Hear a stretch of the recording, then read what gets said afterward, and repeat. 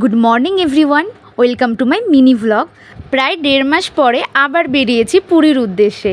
আমাদের ট্রেন ছিল হাওড়া টু পুরী বন্দে ভারত।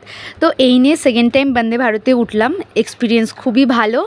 তো ওঠার সাথে সাথে আমাদেরকে চা দিয়ে দিয়েছিল, তো আমি চাটা স্কিপ করে কফিটাই নিয়েছিলাম। এদের মশালা টিটা আমার অতটা পছন্দ হয় না, তো সেই জন্য কফিটাই করে নিচ্ছি। চলো দেখে নাও। বরাবরই আমি নিজের হাতেরই চা কফি খেতে বেশি পছন্দ করি। আমরা প্রথমবার পুরীতে যাচ্ছিলাম, সেজন্য ভীষণ এক্সাইটেড ছিলাম।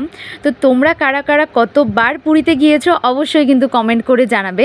এরপর আমাদের ব্রেকফাস্টটা দিয়ে দিয়েছিল। ব্রেকফাস্টে আমি নিয়েছিলাম ননভেজ। ব্রেকফাস্ট করে নেওয়ার পরে আমি তো একটু ঘুমিয়ে নিয়েছিলাম, কারণ সারা রাত সেভাবে ঘুম হয়নি, সেই জন্য ঘুমিয়ে পড়েছিলাম।